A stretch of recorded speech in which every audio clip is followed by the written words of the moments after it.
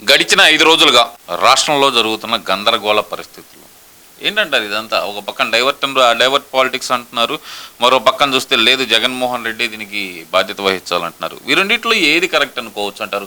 చంద్రబాబు నాయుడు గారు 100 రోజుల పాలనే తప్పుపడతా జగన్మోహన్ రెడ్డి దాన్ని డైవర్ట్ చేయడానికి చంద్రబాబు నాయుడు ఆడుతున్న నాటకం అని జగన్మోహన్ రెడ్డి అంటారు. కాదు, ఇది వాళ్ళ కాసుల కకృతి అని చంద్రబాబు నాయుడు గారు అంటారు. వీళ్ళిద్దరిలో ఎవరు నిజం? అందరికి నమస్కారం అండి. నిజానికి అబద్ధానికి తేడా నేను చెప్పాల్సిన అవసరం వచ్చింది. ఇప్పుడు నిజం అంటే 160 సీట్లు పై వచ్చిన మాట నిజం. అబద్ధం అంటే 11 సీట్లు వచ్చింది. ఆడు అబద్ధం మాట్లాడతాడు కాబట్టి వాడికి ఒక శాపం ఉంది కాబట్టి వాడు అని ఎందుకు మాట్లాడుతున్నామంటే మాజీ అయినటువంటి రాజశేఖర రెడ్డి కొడుకు మళ్ళీ మాజీ అయ్యాడు జగన్మోహన్ రెడ్డి. కానీ ఇప్పుడు ఎవరు సీఎం రాష్ట్రానికి? చంద్రబాబు నాయుడు గారు. చంద్రబాబు నాయుడు గారిని ఏకవచ్చితో మాట్లాడుతున్న ఈ జగన్మోహన్ రెడ్డిని ఆడు గీడని ఎందుకు మాట్లాడకూడదు? మేము రాళ్ళు ఇచ్చుకొని కొట్టమన్నాడు ఇవన్నీ జగన్మోహన్ రెడ్డి గారు. అందుకని మేము ఇతన్ని కూడా అదే భాషతో మాట్లాడుతున్నాం. ఎందుకంటే ఈ భాష కూడా తప్పులేదని ఇదే జగన్మోహన్ రెడ్డి చెప్పాడు. కోపాలు వచ్చినప్పుడు, మనోవేదాలు కుదిరినప్పుడు, మనోభావాలు దెబ్బతిన్నప్పుడు ఇలాంటివి మాట్లాడతాం. సరే, జగన్మోహన్ రెడ్డి గాడు నిజాం అంటున్నాడు. లడ్డు నాణ్యత లేదని రోజుకి సుమారు 1,00,000 మంది నుంచి 2 లక్షల మంది దర్శనం చేసుకుంటారు స్వామివారిని. 5 ఏళ్ల కాలంలో ఇదే వైవి సుబ్బారెడ్డి గారు 3,60,000 మందికి దర్శనాలు ఇచ్చాడు. 3,60,000 మంది దర్శనం వీడు ఇచ్చాడు కదా. వాళ్ళని అడిగినా కానీ నాణ్యత గురించి మాట్లాడతారు, లడ్డు నాణ్యత గురించి. ఏ సిగ్గుశరం పెట్ల వీళ్ళకి? ఇంకా అబద్ధాలు చెబుతానే వెళ్తారా? మేమనేది నిజం, వాళ్ళనేది అబద్ధం అని చెప్పడానికి ఇదే ఒక ఏమి. ఇప్పుడు ఇందులో కాసులు కక్కుర్తే. ఇప్పుడు ఇందులో మేమేమన్నా రివర్స్ పాలిటిక్స్ ఏమైనా చేస్తున్నామా? 100 రోజుల పరిపాలన దానికి గురించి కూడా మాట్లాడదాం. ఈ 100 రోజుల్లో మేము ఏం చేసామన్నది అభివృద్ధి గురించి మాట్లాడతాం వేరు. వీడు అక్రమాలు చేశాడు, తిరుమల తిరుపతి దేవస్థానాన్ని అపవిత్రం చేశాడు, లడ్డును అపవిత్రం చేశాడు అనే దాని గురించే కదా మాట్లాడుతుంది. నీతిగానే మాట్లాడుతున్నాంగా, నిజాయితీగానే మాట్లాడుతున్నాంగా. ఏమన్నా ఉంటే వీడు నిరూపించుకోవాలి. విజిలెన్స్ ఎంక్వైరీ పడింది, వద్దని ఎందుకు పోవటం? వైవి సుబ్బారెడ్డి అంత నీతి కల్లోడైతే, అంత సచ్చిల్డు అనుకున్నాము, వీడే నిజాలు చెప్తాడు అనుకున్నాము. లడ్డులో కల్తీ చేయలేదు, తిరుమల తిరుపతి దేవస్థానాన్ని అపవిత్రం చేయలేదు అనుకుందాం. విజిలెన్స్ ఎంక్వైరీకి ఎందుకు ఒప్పుకోడు? దానికి శాంటిటీ లేదంటగా. తిరుమల తిరుపతి మీద విజిలెన్స్ విచారణ జరగడానికి అవకాశమే లేదు, ఆ పాసిబిలిటీ లేదు. తిరుమల తిరుపతి దేవస్థానం అనేది ఒక బాడీ, అది సపరేటు, దానికి విజిలెన్స్ విచారణ చేయడానికి వీలు లేదు అని గవర్నమెంట్ అని ఆయన వాదన. మరి దానితో ఏకీభవించవచ్చు అంటారా? మరి సిబిఐ విచారణ అడుగుతున్న ఆయన విజిలెన్స్ విచారణని ఎందుకు వద్దు అంటున్నారు? అంటే సిబిఐ కంటే విజిలెన్స్ అంటేనే భయపడుతున్నారు అనుకోవాలంటారా? అదేనండి, ఇప్పుడు ఆయన చెప్పినట్టే లేదనుకున్నాం. అక్కడ కూడా ఒక విజిలెన్స్ ఉంటుంది. తిరుమల తిరుపతి దేవస్థానంలో కూడా ఒక విజిలెన్స్ ప్రత్యేక అధికారం ఉంది, అక్కడ కూడా ఉంది విజిలెన్స్. మేమే అధికారంలోకి వచ్చి మేమే అక్కడ ఉన్న లోకల్ బాడీస్, అంటే దానికి ఒక ప్రత్యేకమైనటువంటి ఇది ఉంటుంది కాబట్టి మేమే దాన్ని ప్రభావితం చేశారనుకుంటారుగా. అక్కడ ఉన్నది ఎవరు? ఐఏఎస్ ఆఫీసర్ నియమించింది ఎవరు? చంద్రబాబు నాయుడు గారు. దాని మీదకి వెళితే ఇదేదో ఇంటర్నల్గా చేశారు. దాని మీద ఇప్పుడు మన ఇంట్లో దొంగతనం చేస్తే మనమే ఎంక్వైరీ చేస్తామా? పక్కనోడికి కదా ఇచ్చేది. అరే వీడికి సింపుల్ నాలెడ్జీ తెలీదు. ఆ విజిలెన్స్ వాడికి ఈ విజిలెన్స్ వాడికి తేడా చెప్తున్నాం. ఇది తిరుమల తిరుపతి దేవస్థానంలో జరిగిన అక్రమాలు, దాని మీద వెలికి నిజాలు ఉన్నాయనుకో మంచిదే. ఇదేదో పక్కనోడికి ఇస్తేనే కదా నిజమేందో తెలిసేది. అందుకని బయట ఉన్న విజిలెన్స్, రాష్ట్ర ప్రభుత్వం ఆధీనంలో ఉన్న విజిలెన్స్కి ఇచ్చారు తప్పితే టీడీటీ బోర్డులు అన్యాయం జరిగితే టీడీ బోర్డులు ఎలా ఇస్తారు? ఈ నాలెడ్జీ కూడా లేదు. వీళ్ళు అబద్ధాల మీద నడుస్తారు తప్పితే రెండోది లేదు. ఇక ఈయన సూపర్ స్వామి అంట చెబుతాడు. జగన్మోహన్ రెడ్డి పిచ్చి పరాకాష్ఠకి చేరిందంటానికి సూపర్ మ్యాన్ను చూసాము, సూపర్ స్వాములను కూడా చూస్తామా? అరే వీడికి స్వాముల మీద భక్తి లేదు, హిందూ ధర్మం మీద భక్తి లేదు, భక్తి భయం లేనివాడు జగన్మోహన్ రెడ్డి. పోనీ నేను హిందూ మతం తీసుకున్నాను, నిన్న మా చంద్రబాబు నాయుడు గారు అడిగారు ఏమని? దర్శనం చేసుకోవడం తప్పు లేదు జగన్మోహన్ రెడ్డి, కానీ ఒక అఫిడవిట్ ఇమ్మని అడిగాం. ఒక్కసారి అఫిడవిట్ ఇచ్చాడా? అదేమంటే వేరే వాళ్ళు చెప్తారు అఫిడవిట్ ఎందుకు ఇవ్వాలి? మరి హిందుత్వం తీసుకున్నాడా? దానికన్నా క్లారిటీ ఇవ్వాలి కదా. ఇటు హిందువుల్ని మోసం చేసి ఇటు క్రిస్టియన్స్ని మోసం చేసి పబ్బం గడుపుతున్నది ఎవడయ్యా అంటే ఇది అబద్ధాలండి. జగన్మోహన్ రెడ్డి అబద్ధాల మీద సామ్రాజ్యాన్ని నిర్మించుకున్నాడు, పతనం అయిపోయాడు. మళ్ళీ అదే అబద్ధాలు చెప్పి ముందుకొద్దాం అనుకుంటున్నారు. చంద్రబాబు నాయుడు గారు నీతికి నిలబడే మనిషి అని మొత్తానికి తెలుసు. ఆయన అరెస్ట్ అయినప్పుడు చూశారు కదా, ప్రపంచమే ఆయన వెనక నడిచింది. జగన్మోహన్ రెడ్డి 13 ఏళ్ళు జైలు పోలేడు. వాళ్ళ ఇంట్లో వాడు ఎవడు రాల, వాళ్ళ చెల్లి పాపం షర్మిల తప్పితే ఇంకొకటి వచ్చాడు. వీడికి సిగ్గు లేకుండా మాట్లాడుతున్నారు. జగన్మోహన్ రెడ్డికి మరొకసారి చెబుతున్నాం, మొన్న ఏదో చెబుతున్నాడు, వార్నింగ్ ఇస్తాడు. ఏదో నువ్వు బొచ్చు ఇచ్చేది వార్నింగ్, ఈయన బొచ్చు బిక్కోమను. పోయినసారి అన్నాడు కదా, నా బొచ్చు కూడా బీకలేదని. ఇప్పుడు వచ్చి నువ్వు బొచ్చు బిక్కోరా బాబు జగన్మోహన్ రెడ్డి. ఇక ఈ అబద్ధాలు మానేయాలి. వీళ్ళకి అన్ని అబద్ధాలు తప్పితే ఇది తెలుగుదేశం పార్టీ రాజకీయం చేయాల్సిన ఉద్దేశం లేదు. రాజకీయాల కోసం తెలుగుదేశం పార్టీ ఇలాంటివి వాడుకోవు.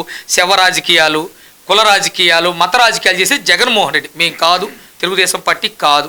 ఇది ఒక దైవం, ఒక దేవుడి మీద ఒక అపచారంగా చేశారు కాబట్టి 300 రూపాయలకి నెయ్యి వచ్చిద్దా? ఇడి బొంద నందిని నెయ్యి వాళ్ళు ఇస్తున్నారు. అది ఎవరు? మన రాష్ట్రందా, లేదా హెరిటేజ్దా, లేదా సంఘందా?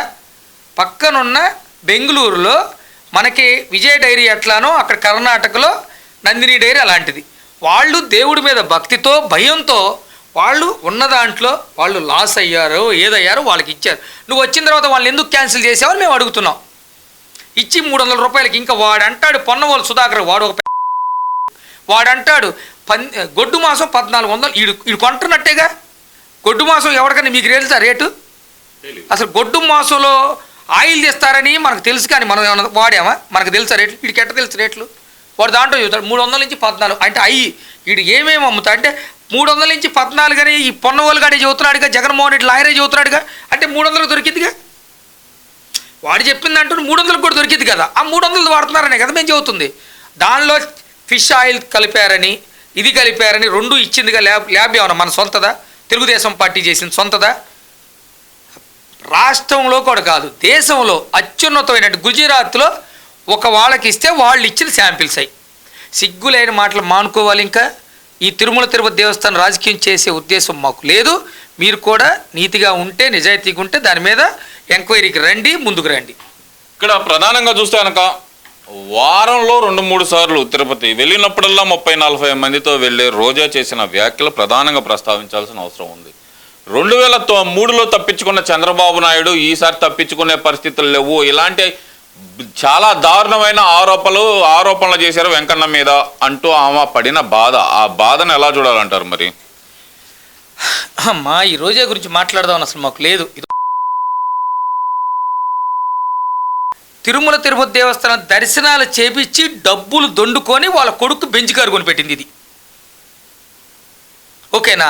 తిరుమల సొమ్ముది ఈ రోజా. నీ ఎంబటి 40-50 మంది రేపొద్దున నీ లిస్టులో వచ్చి వాడు 3,60,000 మంది, ఇది 3 లక్షలు చేపించి ఉంటుంది.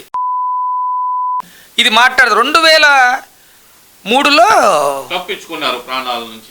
సిగ్గులేదు దీనికి. 2003 చంద్రబాబు నాయుడు గారిని రక్షించిందే తిరుమల తిరుపతి వెంకటేశ్వర స్వామి. 2003లో బ్లాస్టింగ్ ఎక్కడ జరిగింది? అలిపిరి దగ్గర జరిగింది. ఆ బ్లాస్టింగ్ ఇదే జగన్మోహన్ రెడ్డి గాడికో చెబుతున్నాం. ఏ రాజశేఖర రెడ్డి పోయాడు చూడు గాల్లో, అట్లా పోవాలి కదా. చంద్రబాబు నాయుడు గారినే వెంకటేశ్వర స్వామికి చెప్పించాడు అనుకుందాం. బ్లాస్టింగ్ పెద్ద మైనింగ్, అసలు ఎంత మైనర్లు, అది పెద్ద, అసలు ఎవడైనా బతికి బట్టగట్టినోడు చరిత్రలో లేడు. నక్సల్స్ కూడా అదే చెప్పారు. కాపాడాడంటే ఎవరు కాపాడారు? తిరుమల తిరుపతి వెంకటేశ్వర స్వామి చంద్రబాబు నాయుడు గారిని కాపాడి రాష్ట్ర ప్రజలకి, దేశ ప్రజలకి ఈయన అవసరం ఉంది, మంచి చేస్తాడు పేద ప్రజలకి అని నమ్మాడు కాబట్టే వెంకటేశ్వర స్వామి మా బాబు గారిని కాపాడాడు. అట్లానే 7 కొండలుంటే 4 కొండలు అన్నాడు. యాడికి పోయాడు? రోజా యాడికి పోయాడమ్మా మీ నాయకుడు? రాజశేఖర రెడ్డి గారి గురించి మాట్లాడాలని మాకు లేదు, చనిపోయిన వాళ్ళ గురించి మేము మాట్లాడాం. కానీ ఈ వైఎస్ఆర్సీపీ పార్టీలో ఈ రోజా మాట్లాడిన దానికి మేము మాట్లాడాలి. ఎవరు తప్పించుకున్నారు, ఎవరు తప్పించుకోలేదు. మేము తప్పించుకున్నాం. వెంకటేశ్వర స్వామి కాపాడాడు మమ్మల్ని. మిమ్మల్ని వెంకటేశ్వర స్వామి శపిస్తే గాల్లోనే కలిసిపోయావు. అంటే 7 కొండలను జీవో ఇచ్చిందే వైఎస్ రాజశేఖర రెడ్డి అని చెప్పి కొత్త వాదన ఒకటి తెర మీదకి తీసుకొస్తున్నారు కదా, మరి దాన్ని ఏం చేయాలంటారు? జీవో వెంకటేశ్వర స్వామి టెంపుల్ ఇప్పుడు పుట్ల 18వ శతాబ్దం నుంచి కలియుగ వెంకటేశ్వర స్వామి అక్కడ ఉన్నారు. 7 కొండలు కూడా అక్కడే ఉన్నాయి. ఈ రాజశేఖర రెడ్డి ఏమన్నా కొండ పెట్టాడే ఏంది? జీవో ఎక్కడిచ్చాడు? పబ్లిక్ మీటింగ్లో జగన్మోహన్ రెడ్డి నాయన రాజశేఖర రెడ్డి స్వర్గీయ కీర్తి చేస్తేనే మాట్లాడతాం. ఆయన మేము తప్పు మాట్లాడని కాదు. 4 కొండలు చాలా అన్నాడా లేదా? జీవో ఎందుకు ఇస్తాడు? మరి 4 కొండలోడు 4కే ఇవ్వాలి కదా, 7కి ఎందుకు ఇచ్చాడు? అంటే లోపల ఒకటి బయట ఒకటి చెప్తారా వీళ్ళు? మేము చెప్తున్నాం, రోజా రాజశేఖర రెడ్డి ప్రాణాలు పోవటానికి వెంకటేశ్వర స్వామిది 4 కొండలు అన్నారు కాబట్టే కొండల్లో కలిసిపోయాడు. నల్లమల్ల ఫారెస్ట్ ఎక్కడి నుంచి ఎక్కడి దాకా ఉంటుంది మీకు ఐడియా ఉందా? అక్కడ నుంచి ఇక్కడ దాకా నల్లమల్ల ఫారెస్టే. ఈ ఫారెస్టుల్లోనే కలిసిపోయాడు రాజశేఖర రెడ్డి. గుర్తుపెట్టుకో రోజా, చంద్రబాబు నాయుడు గారికి వెంకటేశ్వర స్వామి దీవెనలు ఉన్నాయి, వెంకటేశ్వర స్వామి రక్షిస్తాడు కాబట్టే రక్షింపబడ్డాడు. ఇలాంటి పాడు మాటలు మాట్లాడుకోవాలి రోజా. నీ బతుకు బస్ స్టాండే, ఆ చెన్నైలో పల్లీలు అమ్ముకొని చావు. ఈడ మా చేత పొద్దుకు తిట్టించుకో, మాకు తగురమ్మని వచ్చామంటే నిన్న సిగ్గు లేకుండా చెబుతున్నాం. మేము ఆడబిడ్డలు అనకూడదు, కానీ నీ నేల కోయకపోతే ఈసారి చెబుతున్నాం, పద్ధతిగా మాట్లాడు. నువ్వేమైనా ఉంటే రాజకీయాలు మాట్లాడు, అంతేగాని 2003లో తప్పించుకున్నాడు. ఇంకా అందుకులే నిన్ను అనకూడదు కానీ రోజా, ఇంకా సాలించు నీ నాటకాలు.